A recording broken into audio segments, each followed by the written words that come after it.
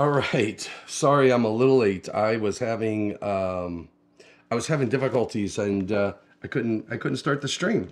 I don't know what the heck. Things were not going our way. Good morning to everybody out there. Laurel, thank you for being here. Let's go through the list. So, Robert from Omaha. Thank God it is Friday. Yes. Can't. So nice. The weekend is here.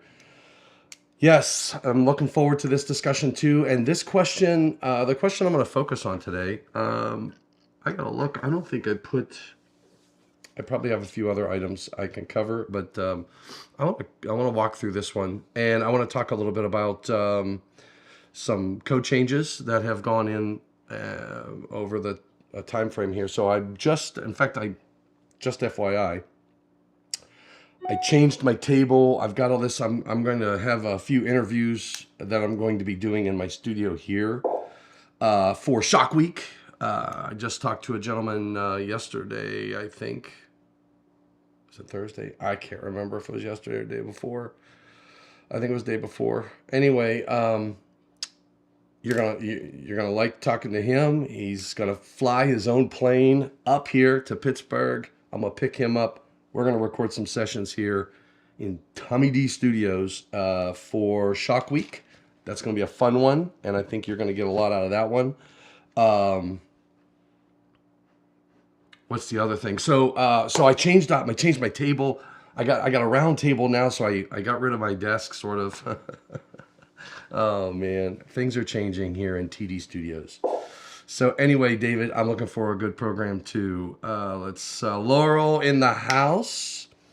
Got to see so many here early. Yeah, I apologize for being late, Laurel. Steve, there's an interesting hint in the video description. The change of the design practice, the possibility of changing the NEC. Yes. Wait. I'm looking forward to this discussion because this question came in, and I think the wrong solution was agreed to. I think. I want your all's opinion. Yes, I want your all's opinion. And Jason Doty, thanks for joining in, buddy. Hopefully you are doing well, you and your family. Thanks for joining in. Always enjoy talking to you. All right. Oh, look at this. Sorry, guys. And I did. Oh, man. Carl. All right. Carl Lewis in the house. I just got to get through these. Chris Papp. Oh, I may be late, but I'm worth the wait. That's the Liechtenstein story. All right, Todd, and thank you for joining us. Okay, so let me move some things around. I'm going to actually close this, and I'm going to move. Wow, I got a lot of stuff open here because I was in a panic city. I was in panic mode, and I am no longer now in panic mode because I got it all worked out. So I have it in Illustrator. I've got an Illustrator diagram. So let's take a look. Whoa. Sorry. All right. So this was the diagram. And my glasses are filthy. But I moved everything, so I don't have half of what I usually have here. So I'm just going to wipe it on my shirt and smear it. So here's what I've got. I got a transformer application, which you would think, hey, transformer applications are a dime a dozen. I just did a program over in Philadelphia a couple weeks ago.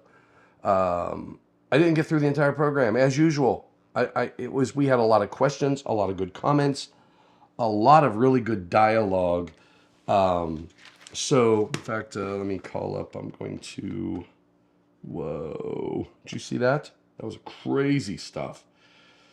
Let me call up. Oh, I got NFPA link over here. I also have got my code book. Hopefully you got your code book. I got the 2023 edition because not too much of what we're going to talk about changed. There's one thing we will talk about, the line side barriers for that secondary. I I might need to go get a key if we decide to do something. Anyway, all right, so this was the question. And the question that came across my desk. Hey, look who's in the house. We've got Christian Rosas in the house. So I'll tell you the question that came in. I'm looking for it because I want to read exactly what the question was. So the question was, let me I know, I feel like I'm discombobulated.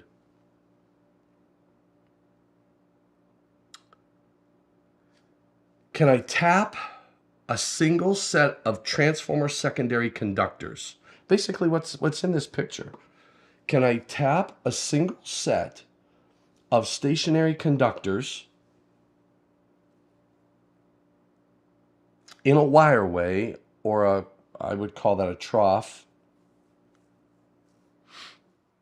or a raceway, to supply two different disconnects? So based upon the question, I drew what you're seeing here. And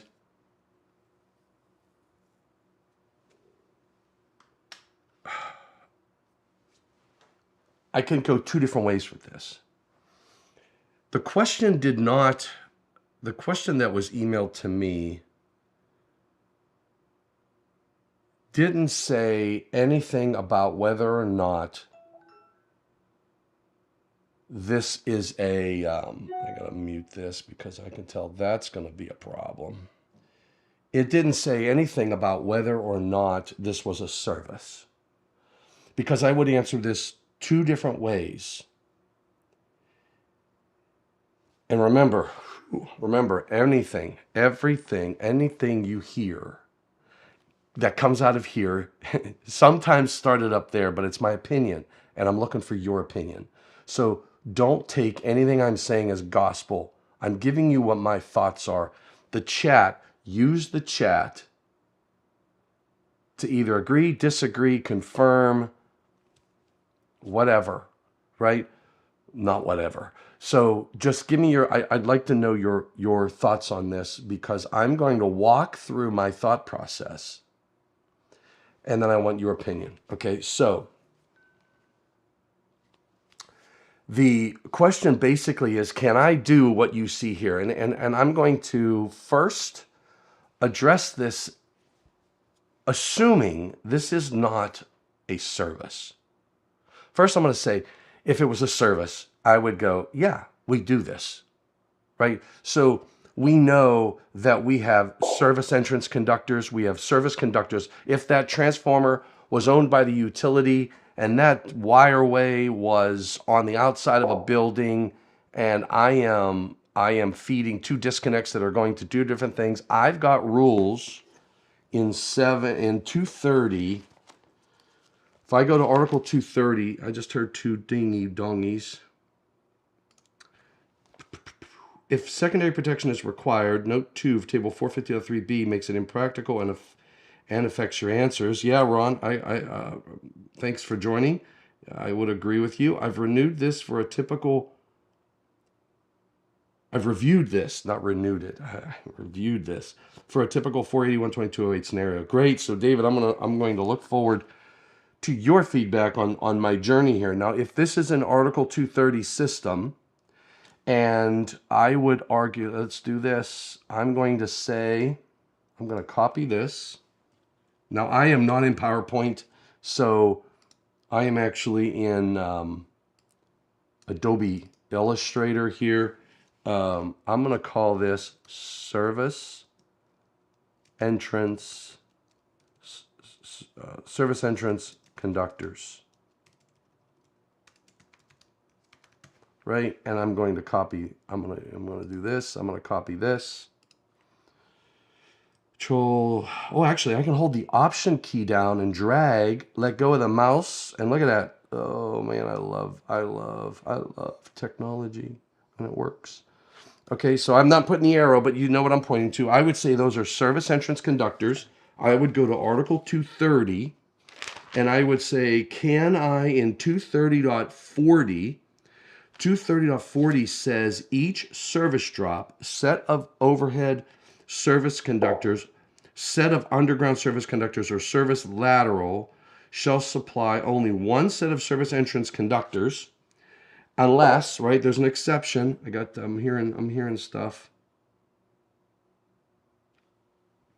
If they're showing the transformer and its OCPD ahead of it and they blah, blah, blah, blah, blah, blah, blah. Well, I'm going to get to the things. So I'm reading here, 230.40. Each service drop set of, okay, so, and it says exception number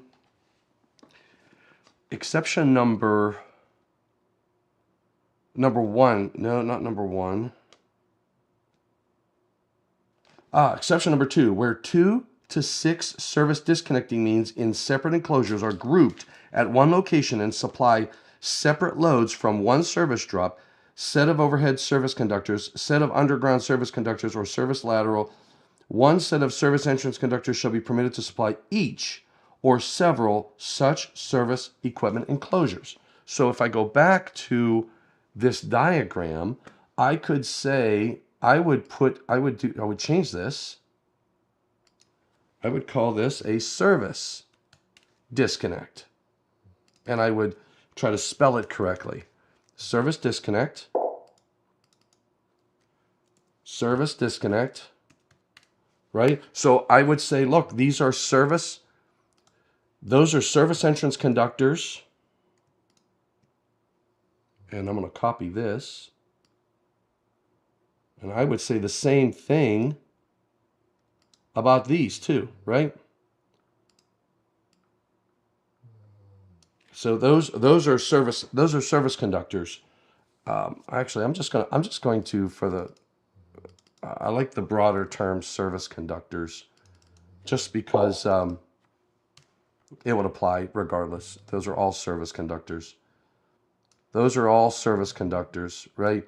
So that implies that those are a special set. Those are important. Those are 2 service disconnects, and I can have a power. Oh, and power distribution blocks. So power distribution blocks. So we already mentioned. Hold on. We already mentioned.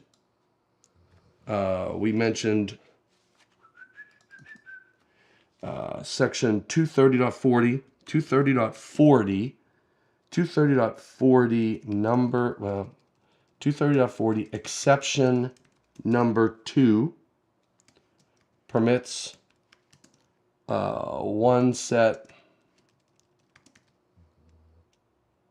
of service entrance conductors to supply more than one disconnect. I don't know if you can hear this, but Jake is snoring behind me. All right. Service exception 1, a building with more than one occupancy. So I would go to exception number 2, 230.40. Then I have 230. I have 230. Where is my permission? 230.80, not 82. I can't use 82. Although I should be able to. We're gonna fix that in the 2026 code cycle. We added power distribution blocks and those disconnects, or those terminals, whatever, into 230.82 because they should be permitted to be put on the line side of the service disconnecting means. Where is my permission for the power distribution blocks? Marking where required. Emergency disconnect. Where is the service shall be on an integral part locked relative ground fault.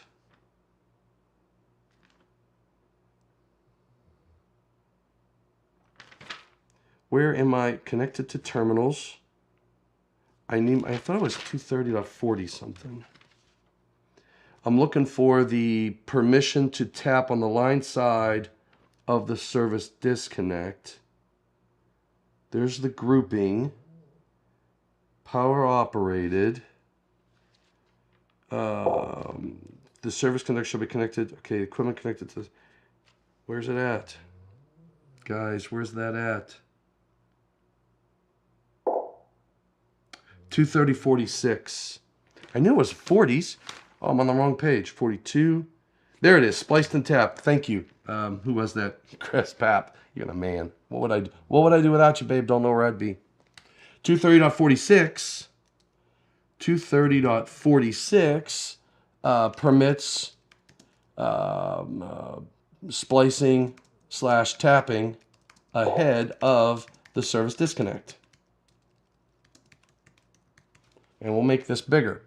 Okay, so now I'm answering this based upon the fact that, you know, I'm making an assumption that this is a service disconnecting means, right? That this is a service. So I've got my two sections, and I'm going to put in, 230.46. And that's 230.46 is titled Spliced and Tapped Conductors. Spliced and tapped conductors. All right, so I have a power distribution block, and this is service conductors. Those are service disconnecting means. So now let me do a file, save as. I'm going to call this service. Save. And okay. So now I have, and I can buy this. So if somebody was going to ask me, hey Tom, can I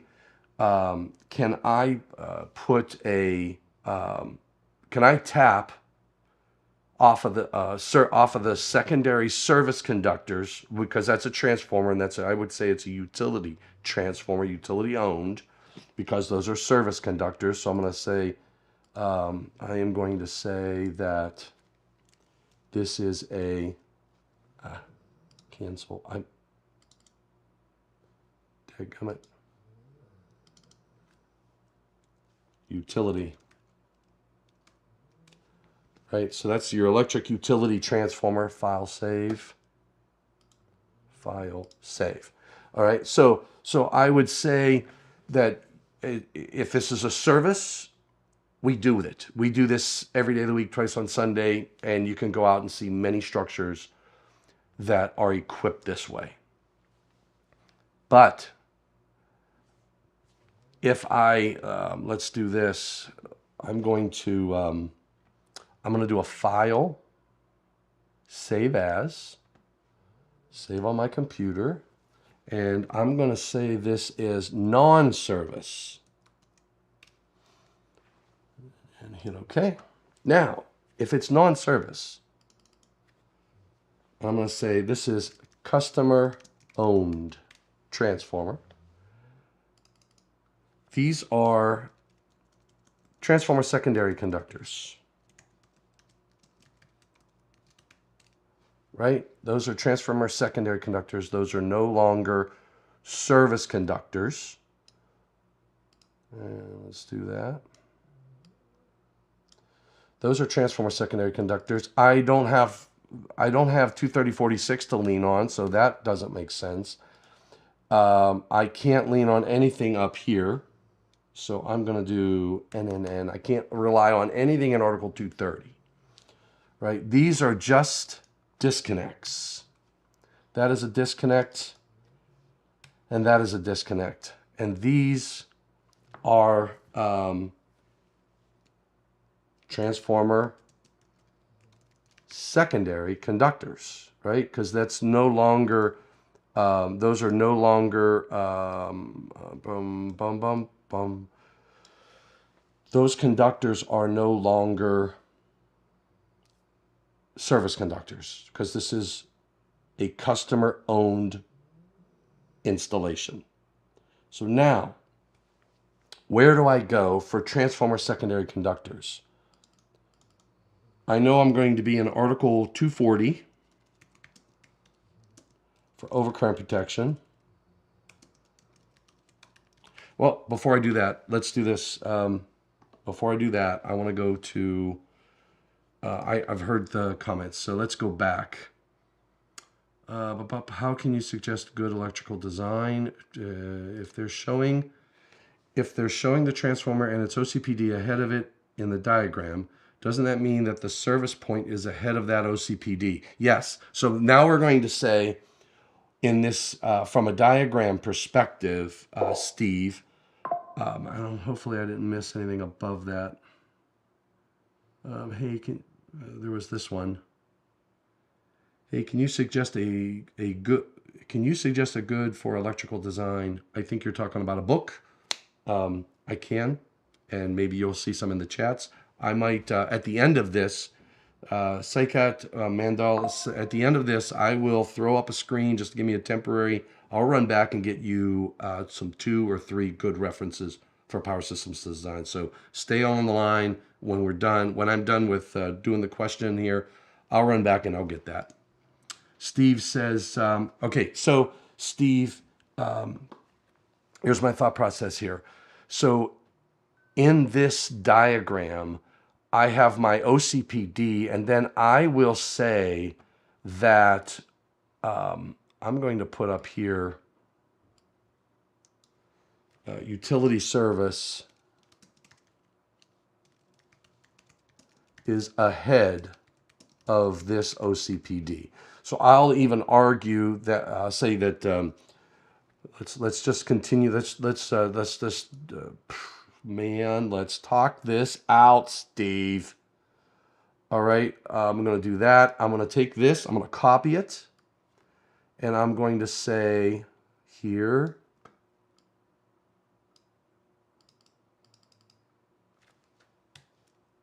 we're going to call this feeders, a feeder.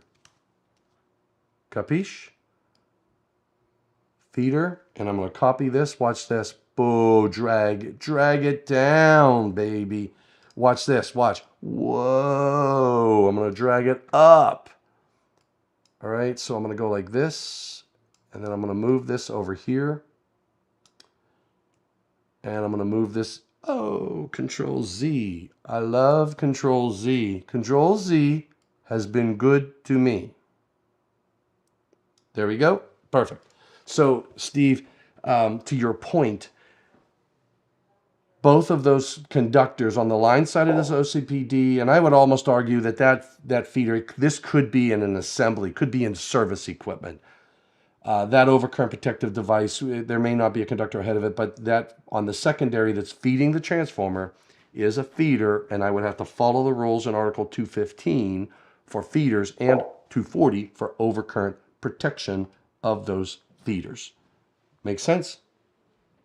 All right, let me go back to, I'm going to go back to the questions here. All right. Hey, can you stick to good for electrical design?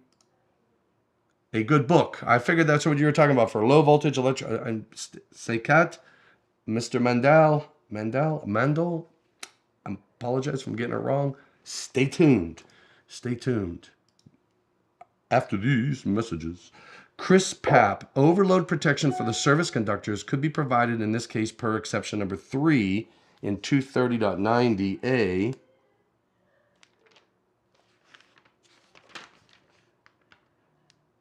Do 230.90 where required each ground unground such protection shall be provided by an overcurrent device in series with each. Yes, right. So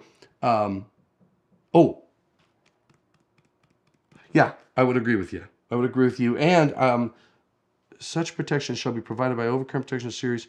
A set of fuses shall be, yeah. So those OCPDs. So if I go back to the diagram and if these two were service disconnecting means, those are overcurrent protected devices. They would have my overcurrent protection. That would be protecting from overload. But everything else up above would have to be protected in raceway and follow the rules for protection of service entrance conductors which is in a part 4. And I believe there is insulation. Service entrance conductors entering or on the exterior buildings shall be insulated in 230.41. In 230.43, it says wiring methods. Service entrance conductors shall be installed in accordance with applicable requirements of this code covering the type of wiring method used and shall be limited to the following methods. So they got RMC, IMC, EMT. The key thing is that on all of these conductors, I have to make sure that I am placing service conductors, service entrance conductors, etc., in the right raceway, and I'm insulating them. And those are, for service entrance conductors, are covered in part 4, service entrance conductors. 230.41 has the required for insulation. 230.42 gives me my minimum size and ampacity, but 230.43 is where you'll see the wiring methods. And then in 230.44, they tell you how to handle cable tray. If you've got those service entrance conductors in cable tray, they tell you what cable is permitted to be used in those applications. But the point being, we treat those conductors differently. We take special care because they're unprotected conductors. And if I look at this diagram, now we modified this diagram to, I gotta go this way. I'm trying to zoom out a little bit. Go get her, Jake. See, where's Jake? Jake's going. He's going. Whoop, he's going. All right. So, in this, what we did with this diagram was this. We changed this from a service, so we're no longer in 230. But if it was a service, we provide requirements to protect those secondary conductors. Okay, now, so get out of Article 2. Well, let's go back to the notes. Hold on. I want to make sure that I got. Hey, can you suggest a good book? Yes, I will. Look at you. You go, man. He's just gonna. Patience is a virtue, buddy. Preaches is a virtue. Good morning, Thomas Abe. Felix Sandoval in the house. Chris Papp, 230.46. Thank you. I got that one. 230.46. Yep, Chris Papp. All right, so 240.21 Charlie. Okay. All right, so now we're in the feeders, and I can see some of the comments. So some of the comments are now are going into the feeder stuff, right? So let's take a look at this now. So now I have to think about, I'm in Article 240. When you're dealing with the conductors on the secondary of a transformer, I also am going to put in here a little detail about this transformer. We're going to say this is a delta Y ground transformer. For right now, that's all I want to, that's all I really care about right now. I just want to make sure, I'm going to bold this puppy. There it is, bold. I got to look around the wires over here. Okay, so this is a delta Y ground transformer, right? And I could draw the delta. I will do that later. So this is a delta Y ground transformer. I have transformer secondary conductors. I'm no longer in 230. If I go to Article 240, for 240, oh no, I'm still in 230. I got to go to 240. And you know how I know where I have my transformer secondary conductors and where the tap rules are? I just find the page that came out, okay? For some reason, on this book and the previous edition, the 2020 code, did the same thing. The exact same page just came out. I think it was a sign that I need to read this in Part 2, Location in Circuit. 240.21 tells us that you have to have an overcurrent device located at the beginning of the conductor. But there are exceptions. There's feeder taps, which this is not a feeder tap. This is transformer secondary conductors. So this is 240.21 Charlie. I'm going to, you gotta do something with this page. I'm gonna move it right there. Don't let me forget about that page. So I'm in 240.21C, a set of conductors. It says a set of conductors feeding a single load, or each set of conductors feeding separate loads, shall be permitted to be connected to a transformer secondary without overcurrent protection at the secondary as specified. So, let's read that again. Let's read that again. It says a set of conductors feeding a single load, or a set of conductors feeding separate loads shall be permitted to be connected to a transformer secondary without overcurrent protection at the secondary as specified in 240.21 Charlie 1 through 6.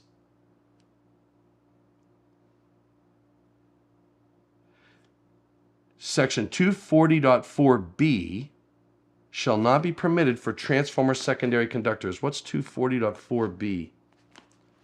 240.4b. 240.4, protection of conductors. B is overcurrent devices rated 800 amps or less. The next higher. So I can't go to the next higher, okay, on the secondary. That's all that's telling me. All right. So C1 talks about protection by primary overcurrent device. And I know, based upon C1, that because this is a delta Y ground transformer, I can't rely on the primary overcurrent protective device. I know I got people blinking in here, so, but I just want to get through my thought process. So I'm in C2. Transformer secondary conductors not over 10 feet long. So I'm going to say in my diagram, I'm going to say these are less than or equal to 10 foot. Right? So now I am in C2. It says if the length of the secondary conductor does not exceed 10 foot and complies with all of the following: the ampacity of the secondary conductor, so we have to make sure we have the right ampacity. The secondary conductors do not extend beyond the switchboard, switchgear, panel board, or disconnecting means or control devices they supply. So that conductor, it lands on a power distribution block. So I'm having heartburn with C2 paren 2. So my first heartburn, so we know we're in 240. We're in 240.21 Charlie, transformer secondary conductors. I'm just typing that up there. I don't know if you can see it or not. And I'm in 2 transformer secondary. I'm just going to say secondary conductors.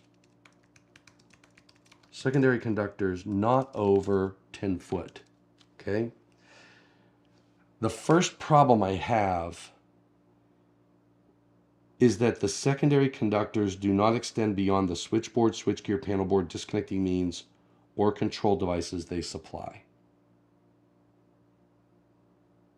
I'm going into 2 different enclosures. So I believe this installation would violate C2.2.2. So paren 2 says, and I'm going to zoom in if I can, what I'm writing. It says secondary conductors are enclosed in a raceway. No. Secondary conductors do not extend do not extend beyond the SWBD, SW switchgear, panel board, disconnect means, or control devices. So that text I have an issue with for this application, because those transformer secondary conductors do extend beyond the trough, or whatever you call that, wire. I'd call it a wireway.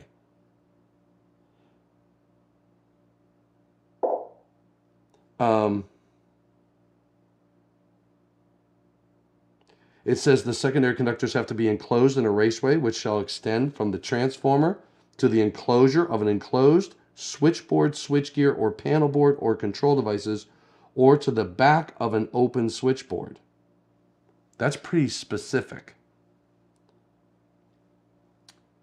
And that's, if you think about service conductors, we have similar rules for protecting the service conductors. This way, it's telling you it has to be in a raceway, and it has to go from the transformer to a switchboard, to the enclosure of an enclosed switchboard, switchgear, panel board, or control device, or to the back of an open switchboard. It doesn't say anything about a wireway or trough or whatever you want to call that. For field installations where the secondary conductors leave the enclosure or vault in which the supply connection is made, the secondary conductors shall have an ampacity that is not less than the... For field installations where the secondary conductors leave the enclosure or vault in which the supply connection is made, the secondary conductors shall have an ampacity that is not less than the value of the primary to secondary ratio multiplied by 1/3, blah, blah, blah, blah, blah. Protecting the... So they limit the size if your conductors that come off of that transformer go leave the enclosure or vault in which the supply connection is made. Not sure. Anyway, all right. So that's the first one. The second. So it says. Got my handy dandy. My handy dandy thingy-me-bob here. So my transformer secondary conductors without overconnect at the secondary is specified. So that's my transformer secondary conductors in 240.21. Let's go back to. I'm going to go to the comments here. All right, so let's go back to this because all right, so 240.21c, I went there. Oh, 240.4f. 240.4f. Oh, there we go. There's another transformer secondary conductor.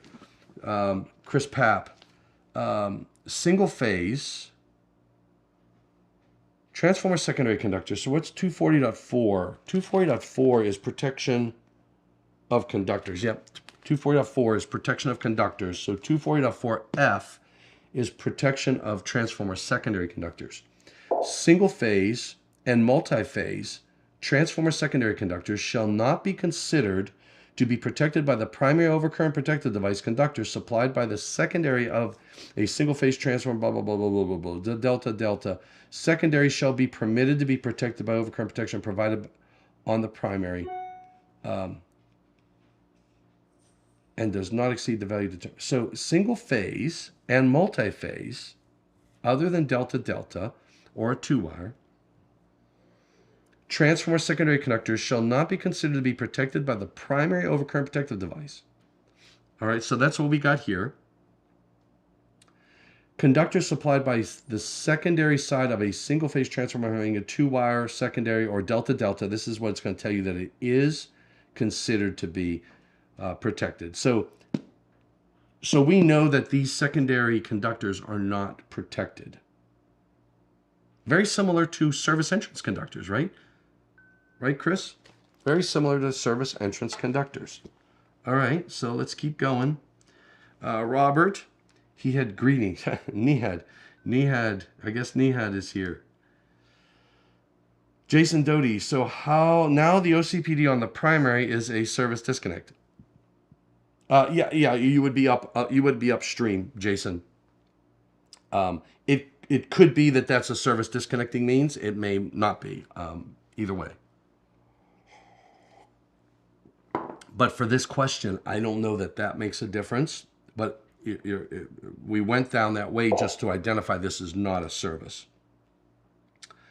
Never mind. It's a feeder now. I love it. I love it. I was probably when we were walking through that. Look, it's Michelangelo in the flesh. Yes, Michelangelo. Do not forget the grounding and bonding protection. Yes, I would agree with you. Yep. Laurel, 240.21c. Yes, and we went through 240.21 Charlie. Now, let's take a look at the parent text. And I'm glad you brought that up, Laurel. What it says is, overcurrent protection shall be provided in each ungrounded circuit conductor and shall be located at the point where the conductors receive their supply, except as specified in A through H. Now, this second sentence is important. And I'm saying that even before I read it. I don't know what it's going to say, but I'm sure it is. Conductors supplied under 240.21a through H shall not supply another conductor, I knew it was important, except through an overcurrent protective device meeting the requirements of 240.4. So I'm going to come back over. Laurel, thank you for that. This is, you know what this is, Laurel? This is teamwork. So you brought me back around. I need to move my coffee cup. So I am going to zoom in 240.21.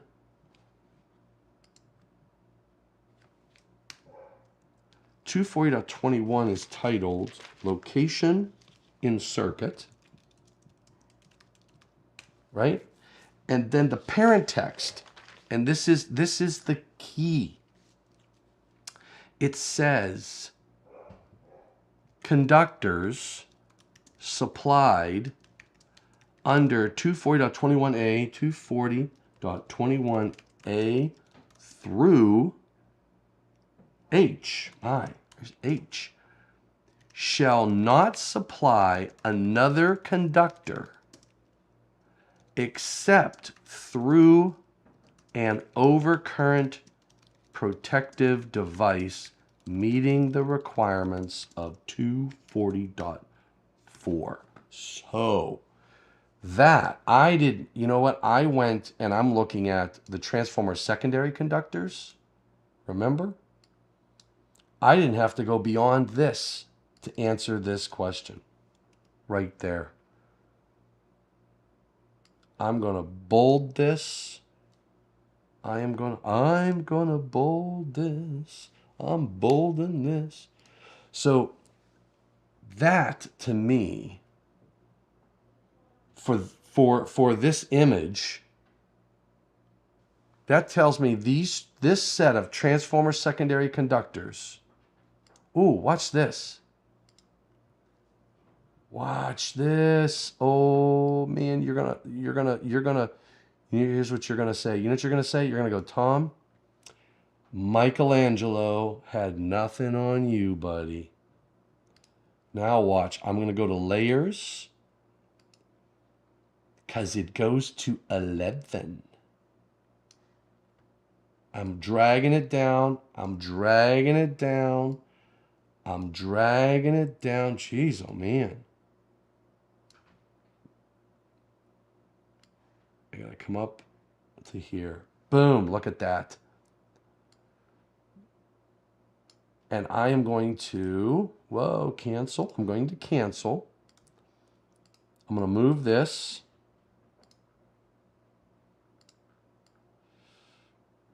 And I'm going to copy this.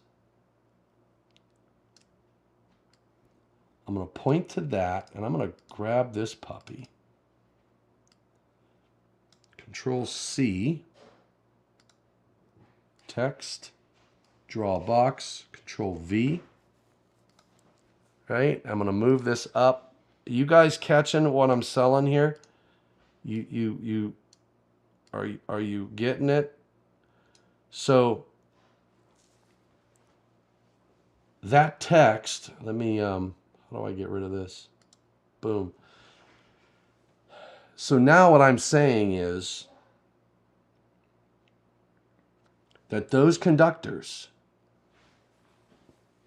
because remember, we went to C, we went to Charlie, and we said, based upon C, transformer secondary conductors, and we have that set of rules. We said it's 10 foot.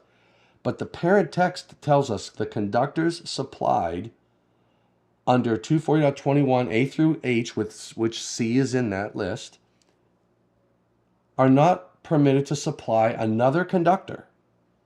And what's happening here is I'm supplying 2 other sets of conductors through a power distribution block. That I can't do. I am not permitted to have this installation in a structure.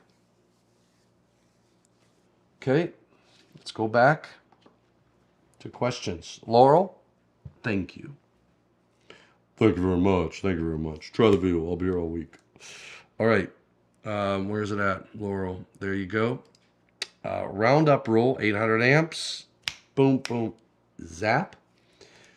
240.4F does not permit primary providing secondary protection in this case. Absolutely, Chris. I agree with you. 125%. Well, what happened? I don't know what I just did. Do not forget grounding and bonding. Chris Papp roundup rule. Feeder taps. So Jason, I would say in this case, it's a these are transformer secondary conductors. So I can't, and even if you call this a tap, well, you can't tap a tap, and I'm not even saying what size conductors are on the secondary here. Those conductor sizes on those transformer on this that are feeding the 2 overcurrent protective devices, disconnecting means, even if I said those are the same size, I'm not technically tapping a tap, right? Or tapping a transformer secondary conductor. But I am going through a power distribution block, and I'm supplying 2 different conductors, which violates the parent text of 240.21. All right, so go back to the questions or the comments. There's Jason. 240.4F does not permit. Yep, there it is. Okay, I knew that. Last section of section 240.21, I think, would also prohibit this. I'm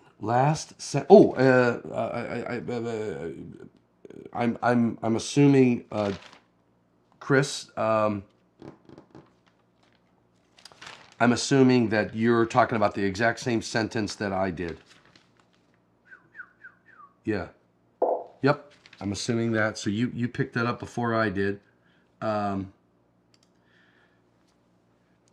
Conductors supplied under 240.21A through H shall not supply another conductor except, yeah, that's exactly right.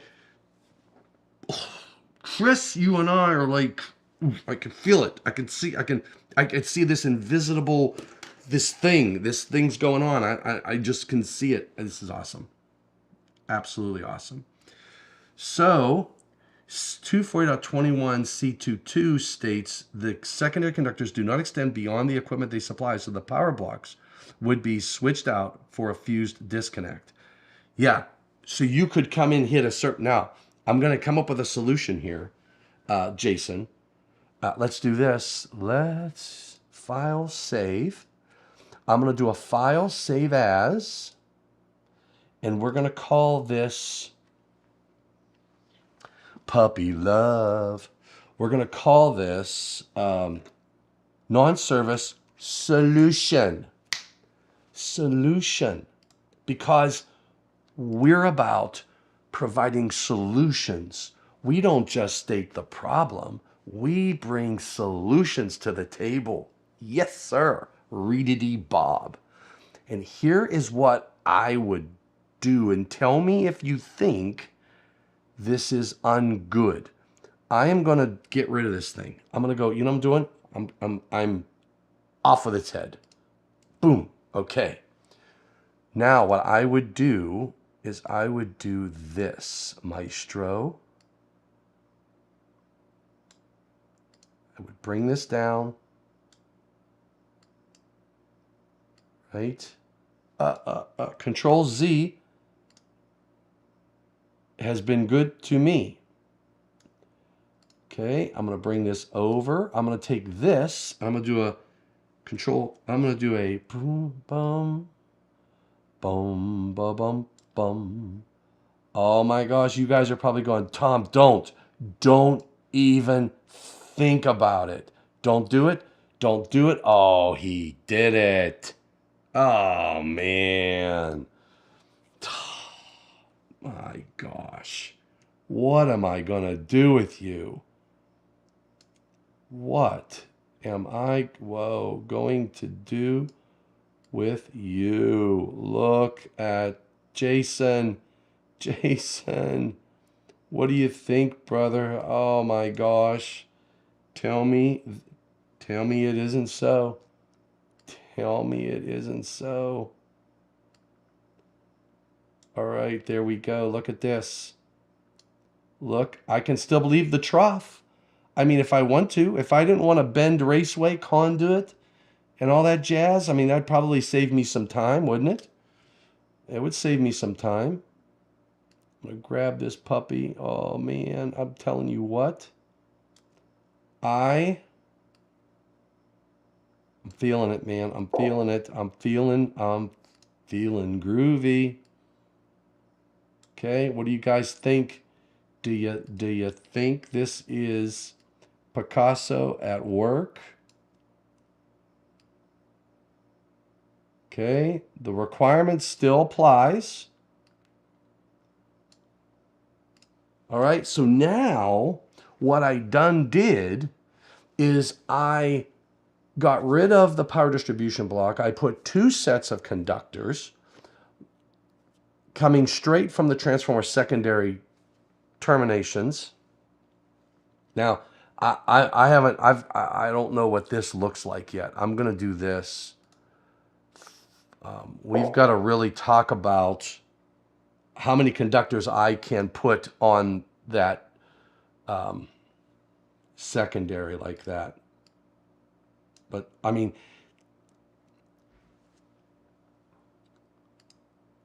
what do you... Okay, so, all right. I'm going to leave that like this. Oh, look at this. Boom. Boom. I delete those 2. I leave the trough in. I pull 2 sets of conductors. Wham, bam. Thank you, ma'am. Done. All right, let's go back to comments. All right, so Jason, yes. Okay. Jason, I'm with you. Then they can supply equipment downstream. Yes, I could put a single disconnect and then do 2 steps, but this would probably be easier. I mean, the only raceway, like if I pulled a conduit, say I did this and the inspector, I'm looking over here. Let's say I did this and the inspector said, hey, you can't do that. I would just have to worry about this raceway between the transformer and the trough, if it's big enough to handle 2 sets of conductors. And hopefully I've got a trough that that's big enough. Or I run 2 sets of raceway out of the transformer. I get rid of the trough and just bend some conduit. And I know, Jason, you're probably a rock star at bending race conduit, right? So, okay, let's go to Hugo. Hugo says, if conductors are installed outdoor and terminate in a circuit breaker, right?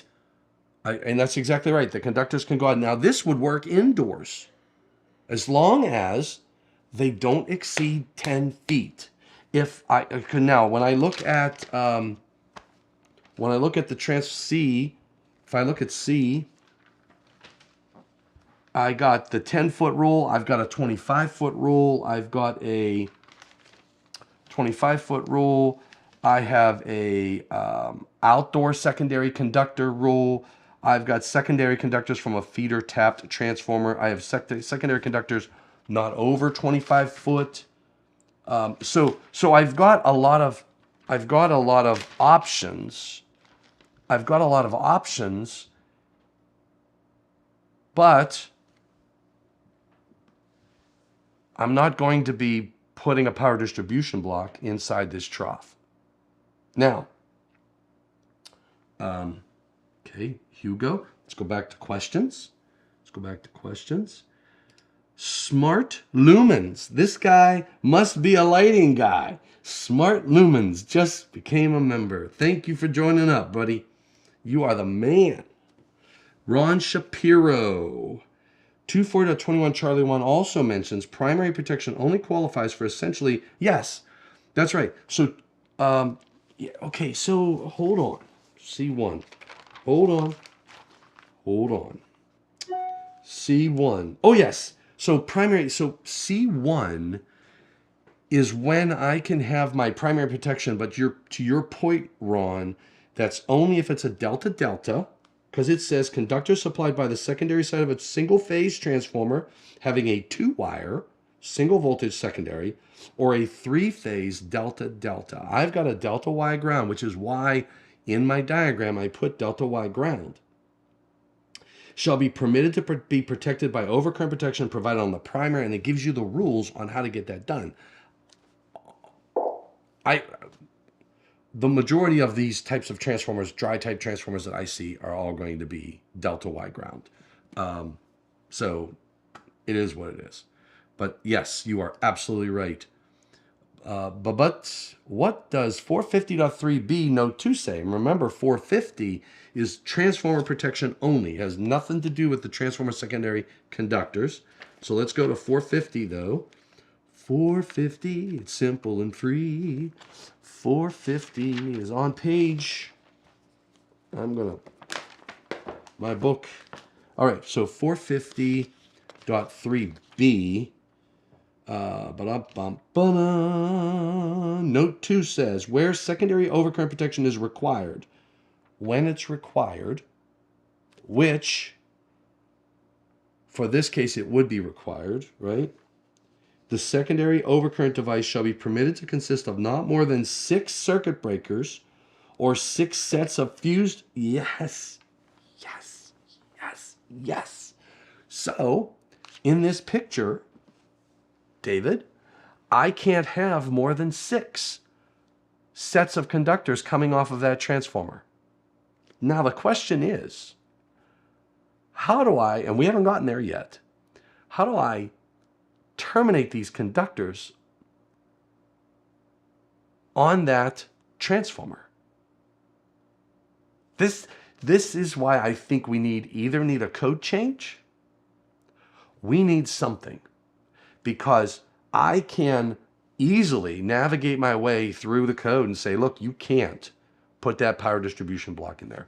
Ain't going to do it. 1,000 points of light. I can point to clear requirements. And remember, 450 does not deal with protection of the secondary conductors. It has nothing to do with that.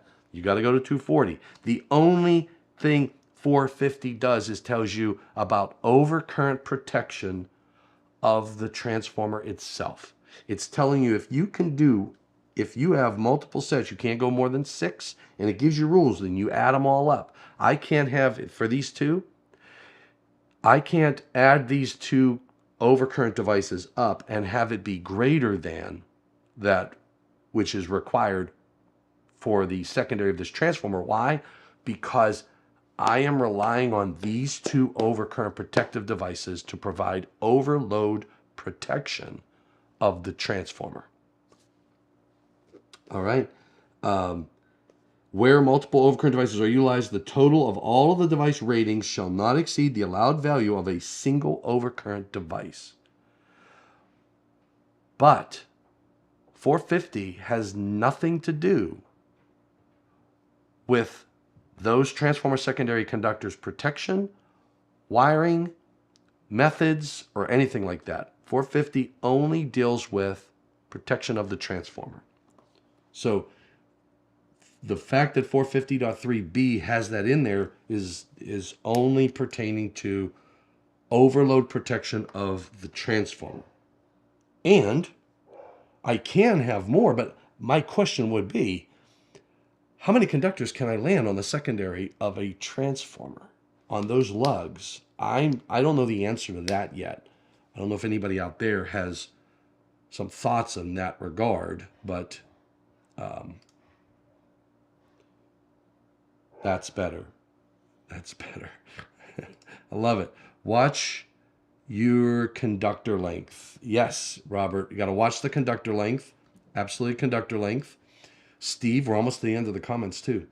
Steve, in my opinion, the power distribution blocks are splicing devices, not equipment. Therefore, the conductors have not made it into the equipment that they supply.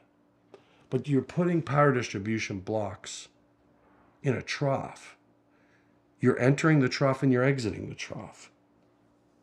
So you're saying, so okay, hold on, Steve. Let's look at what is the definition of equipment. In your opinion, it doesn't meet the definition of equipment. I'm open to that opinion. Let's take a look. Equipment. Here we go. You know, I got pinged one time just because, anyway, my little nursery rhyme things. All right, so equipment says, a general term including fittings, devices, appliances, luminaires, apparatus, machinery, and the like used as part of or in connection with an electrical installation. So, Steve, how do you reconcile that? It's not a fitting. I think when I hear the word fitting, I think of like conduit fittings and stuff like that. It's definitely not an appliance. It's not a luminaire. It's not an apparati. It's not a machine. I am the machine. And the like. So I think it's probably closer to device. It's a device. What is devices? Devices. What is devices? Is devices it is a defined term. Whoa. What is a device? A unit of an electrical system other than a conductor that carries or controls electric energy as its principal function. Steve, I apologize, but I love you, brother. Love you like a brother. But I think power distribution blocks are devices, and that would mean that it is equipment by definition within the National Electrical Code. I'm sorry, brother. Jason says, but Steve, the secondary conductors can't supply another set of conductors except through an OCPD. That's true. And then, yes, that's what I'm reading about right now and not finding it yet. If conductors are spliced, aren't they the same conductor and not another set?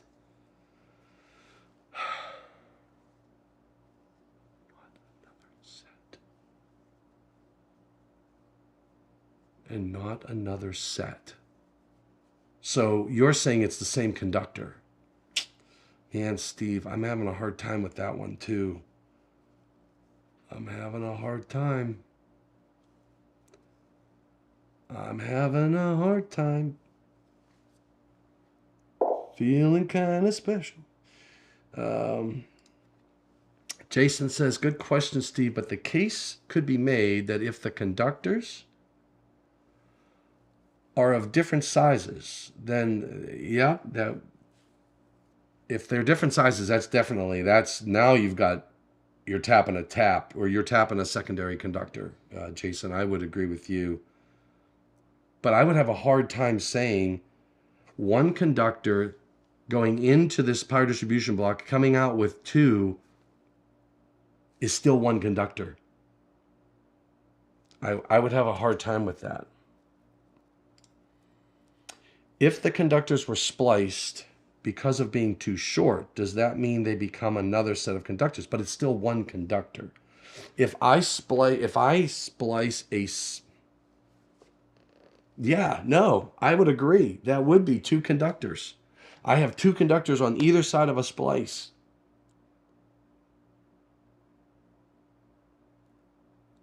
And that would not be good too, because what we're dealing with, here's my thought process is, here's my thought process.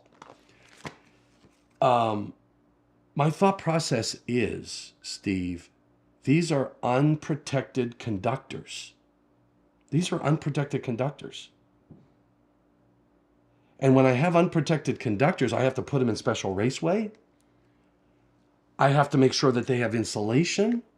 I've got to follow all the rules. That's why we have the rules in 230, in 230.40, and then in 230. I'm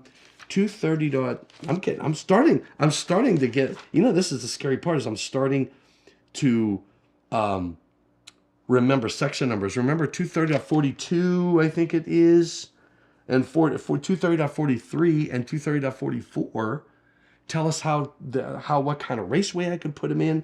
And then there's a 230.46 that talks about splicing and the use of pressure connectors and the fact that they have to be listed for the application. And we had this big debate on panel 10. Jason, you remember that. We were talking about splicing and about whether or not it's tested for short circuit currents and all this stuff. So we know that we have to do something special for unprotected conductors. Now, in my opinion,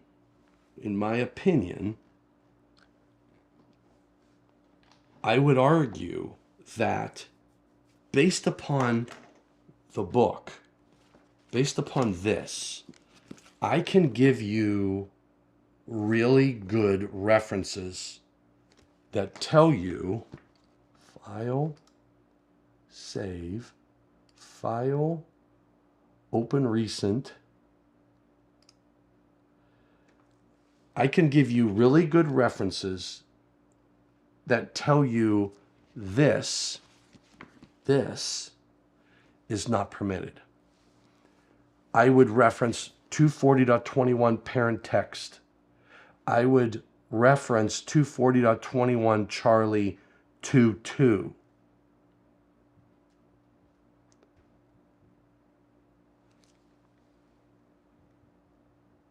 But do I agree with that? That's a completely separate question, right? So here's my thought process. And this is why the second half of that discussion. So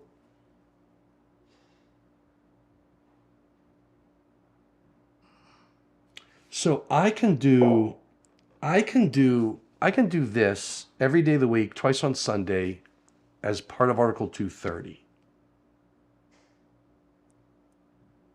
Right? And I know those are so I think here's the difference. Here's the difference. We have rules for service entrance conductors inside of a structure, right? In 230, we have specific rules for service entrance conductors entering a structure, and we say that it has to land on an overcurrent protective device at the point of nearest entrance, right? So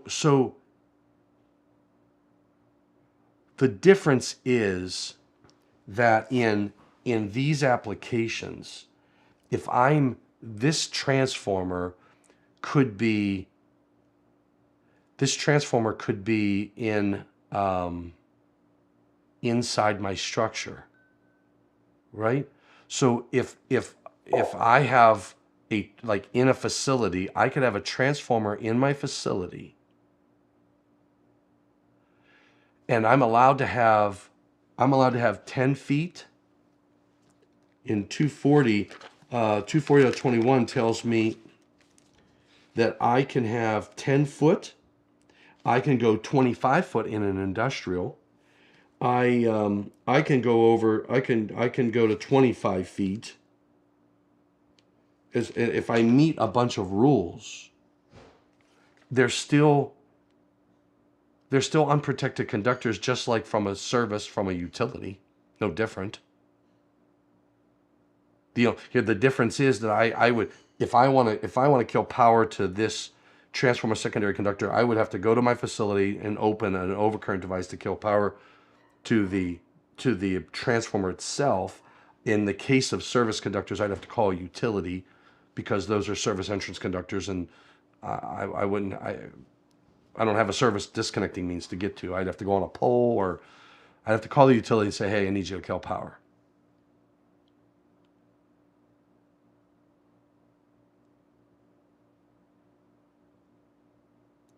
So my thought process is,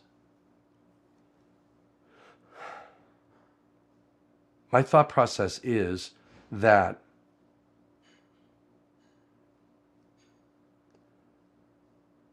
why do I treat it different? Why can't I do what's here? Why can't I take and do this, modify my language, talk about, I could take 230, I can do a couple different things. I would like to make the argument, that why don't we just do this for service entrance equipment too? Why don't I use the exact same rules and just say, forget about calling it the service conductors, call them all something, another term, I don't know. Or I could address this by going into 240, and I can put something in 240.21 Charlie for transformer secondary conductors when I'm going to land on a power distribution block, and I can put rules in. I could use the same rules that we use in 230. I could go to 230.60. This is bad. No, 40. 230.46. See, I always want to do 64. I must be dyslexic or something. I could go to 230.46 and just take that same language and apply it here. Why not?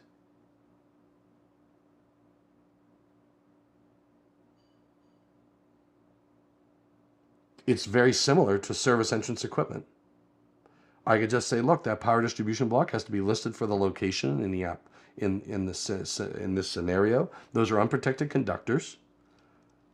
And I could even say it's the same listing for service entrance. You can do that. You can put it in the power distribution block, but I think that I would need a change. Let's go back to comments. To me, another set of conductors has a different destination than the original set. Well, okay, Steve, I'll buy what you're selling. I'll buy what you're selling. If I go back over to this diagram, the original set of conductors, destination, what was it, to disconnect one or two? The one conductor, the destination is the OCPD, the first one on the furthest from me. The second set conductor is going to a different destination. And if the argument is, well, the destination of the first set is to the power distribution block, then the other two definitely have different destinations. If your argument is, well, that one conductor was going to go to disconnect number one, okay, I'll get you that. But what about the second conductor? It's to a different destination. So I think I'm not buying what you're selling there, buddy. I love you, but I don't know. I don't know if I can go there with that. Your point is that the trough is a part of the raceway where splices can be made. But you still can't get past the language. And I'm not saying, put it this way, Steve, I'm not saying that this should be prohibited. I don't believe I have evidence to say that.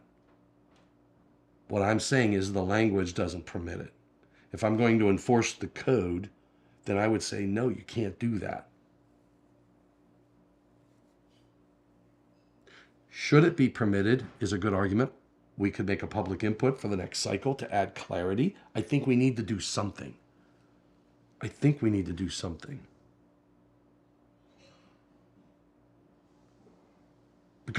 here's the thing. If I go to the what I think the solution is, if I go back to this, I think you have a limitation on how many conductors you can land on the lugs inside of a transformer. Now, maybe I can put a power distribution block in the transformer, or I can get a lug that lets me put up to, two conductors of this size, whatever the size would be, on that secondary. But I would need to do something. So I think that's a challenge. Okay. Robert, do an exception for power distribution blocks. I think, Robert, if we wanted to do something, we could do something. I don't know what the language would be. Steve says, yes, the splice device should be served. Yeah, Steve, I would agree with you that this spliced device, if I go back to this, that is no different than if I said it was a, and again, I'd have three of these, right? I'm only showing one, but I would have three, possibly four, because I got to bring the neutral in. Neutral, the grounded conductor has to go to the service in the case of a service, right? So they're on unprotected conductors, and that means something special, whether it's a service or not. The same hazards exist. So I think that's a challenge.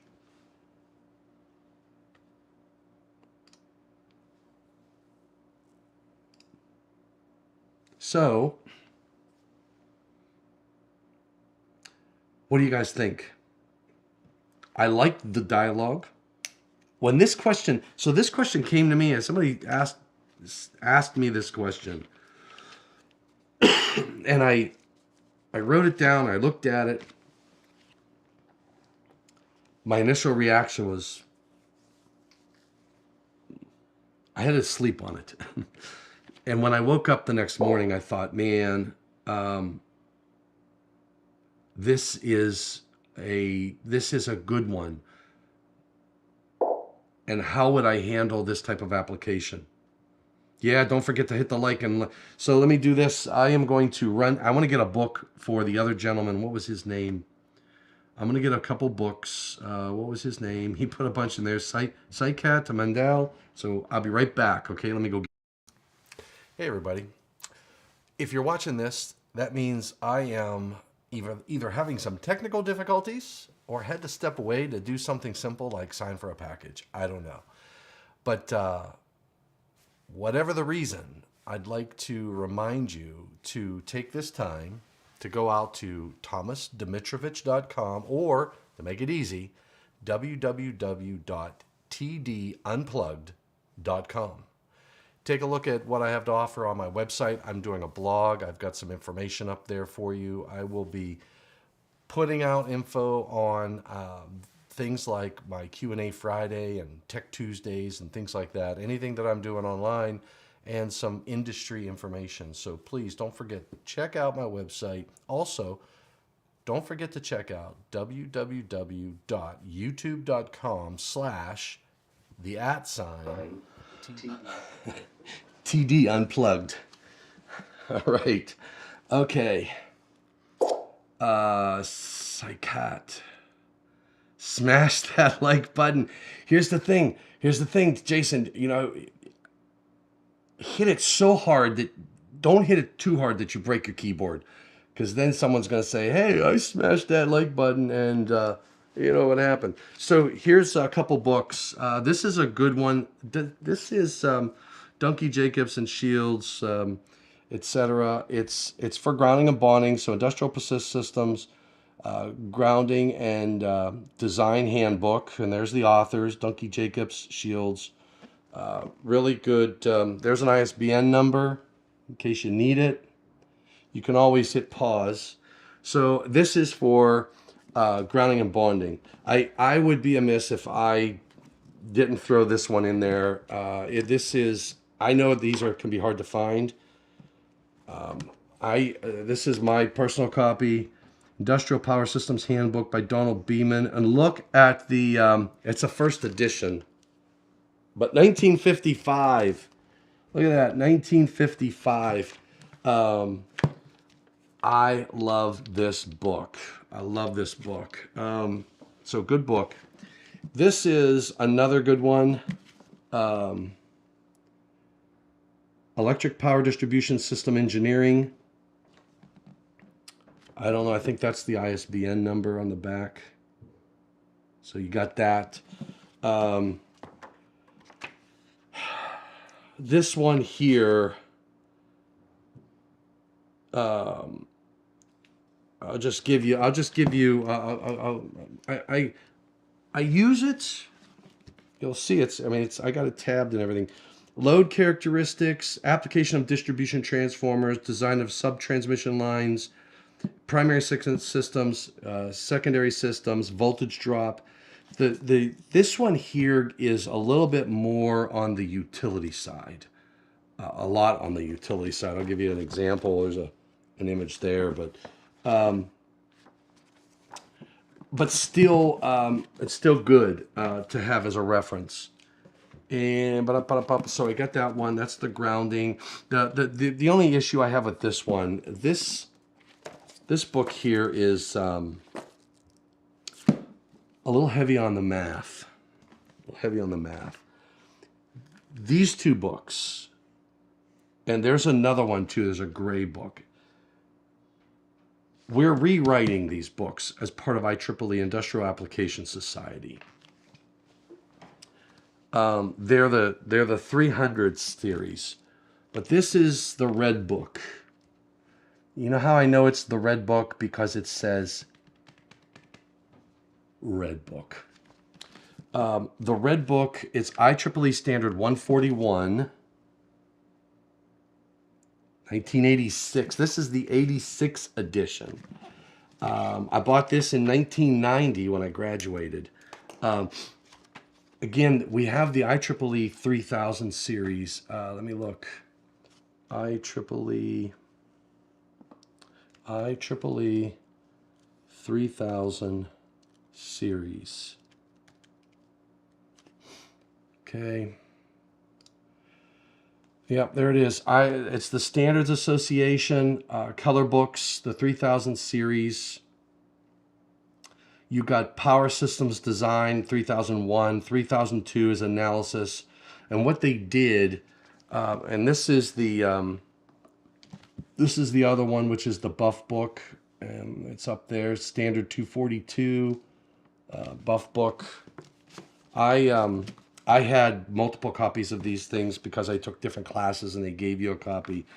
I only have one now because I've given them away to other engineers, and one an electrical inspector. I gave him a book.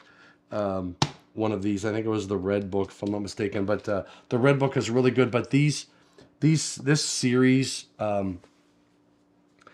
I would say these are some of the best from a library perspective. I would have those. I would still honestly, I use these color books all the time if you can find them. Let me put that over there. In fact, let me do this. Let's do IEEE Red Book. There you go. You can buy these on A Books. Whoa, look at that. $5.89 used. I bet you that's the whole set. Here's one here for $93. Here's one here for $291. Wow, I got a good collection. And I have the edition that I have is the 86 edition. I bought mine in 1990 when I graduated. So this is the 86 and 86. Now I have I have electronic copies I purchased too of the later. Well, so if you're an Industrial Applications Society member, I believe you might get some discounts. I'd encourage you to join IEEE, all that jazz. What else? Cancel calendar. Perfect. So that is me, camera A. All right, so I went over this session, 11:30. It is now 1 o'clock, so that's an hour and a half. I think we had a great discussion. Steve, I appreciate your perspective on it, and I think if we want to permit some of these types of applications, we need some code changes to address them. For all the reasons that we basically discussed over the last hour and a half. Thank you, Laurel. I really appreciate. Somebody had sent me a note. Somebody had sent me a note and thanked me as well, and I'm a busy guy, and I'm glad that I can do this. And I just reset my studio here. I got two cameras. So you got a camera A, I got a camera B over here, and I'm testing this because I want to do the. I'm going to start. I've got two individuals. One individual's actually flying a plane in. I think that's pretty cool. He's like, "Hey, I'm a pilot. When do you want me there?" And I'm like, "Oh my God, that's pretty freaking cool." So he's gonna fly his plane up. We're gonna sit here. I set this table up. We're gonna move this table out. I got extra chairs. We'll have two different cameras, and hopefully, I'll have a third camera by using my phone. It should be really good. And Laurel, thank you, and everybody on here for all of the dialogue that goes on. I really appreciate everybody dialing in because. Sergio, excellent. Good to see you online, my friend. Man. Will I do another episode for UL98 panel boards? I will.